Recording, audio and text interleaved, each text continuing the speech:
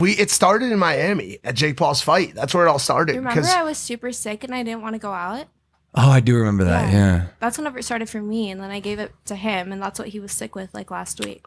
It's crazy to imagine that like within like a week of knowing her that we end up on this like journey to Miami together. And we're locked up in a room with you and the girl that you were talking to. I think that's why it worked though, because like when you're in a tight space like that with someone, you bond very quickly.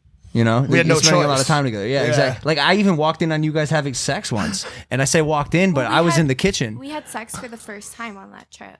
And so, tell the story, Logan. I was minding my business in the kitchen. You remember this? Oh yeah, that time. Yeah. I don't know if I wanted to. The point is, I just like saw you guys, you know, and it was like the second time, so it was just like a heated. It was it's supposed to be an important moment, and you and you saw us and. You were very playful about the situation. Honestly, I'm kind of happy that he stopped it because that was before me and Mike were having good sex, and it was just like so awful. Like I'm sort of happy that you intruded. We got off to a bad start. I mean, a lot of relationships are like that. It takes like a very particular chemistry set to match up during sex, and it sometimes doesn't happen right off the bat. Yeah, the first 2 times, like I thought, like no way I'm gonna like date this guy or keep having sex with him because it was just so bad. Yeah, I remember. I was like, this is so awkward and like horrible. we tried to not force it, but it was like in shared spaces. Like it was either next to you or next to Riley Reid. Like you were being too like hyper about it. Like literally the time that you like stopped us, he like he like ripped off his pants. I was like trying to do it and he's like and like grabbed me.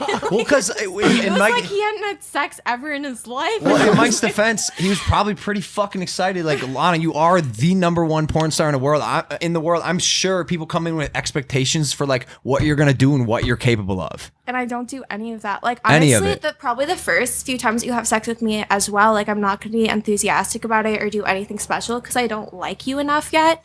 Like for me, the more I'll do during sex depends on how much I like you. Yeah. How do you I don't understand, like how do you turn that flip on? Like the Lana Rhodes that I saw on camera the 3 years ago, like where does that come from? Well, that's just basically like I wanted to be good at my job. So like I'd think of things, what can I say during a scene? How should I act during the scene to make the scene better so that it sells better? And so, you know, I can excel in my career, I guess. Yeah.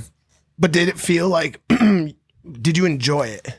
Like, did it feel like work? At one point, I think whenever I first started, I think I was like excited, you know, like new career, this, that. And then there was a point where I was excited about like my fans' reactions to my scenes and stuff and like them saying, oh, you're so good. Like this was so great. And that made me feel good. But like sexually, it was like I never felt anything sexually during it. No. Yeah. Interesting. By the way, in my defense, the reason I was so excited, one of the reasons was one, obviously because of what you said, because of being her. But 2 was we were in a room that had no door on it, staying with 3 other people in the fucking room. And when I found an opportunity, I was trying to fucking strike quickly. Yeah, you know what I'm strike while saying? the iron's hot. Exactly. And then, of course, you walked in this infamous scene of you interrupting, chairs being thrown, strangulation, and also a push. I'll never stop Mike from busting a nut, right? Yeah, you can't get in the way of that. That can get tricky. Anyway. Now every time like you call me crazy, like I just think of that because that was like the most over-exaggerated reaction to something. Like I can get away with so much now.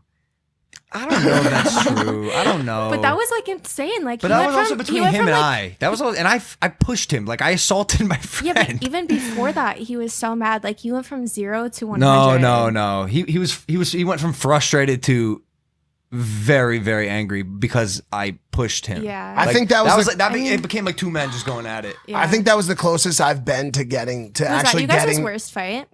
Yeah, probably.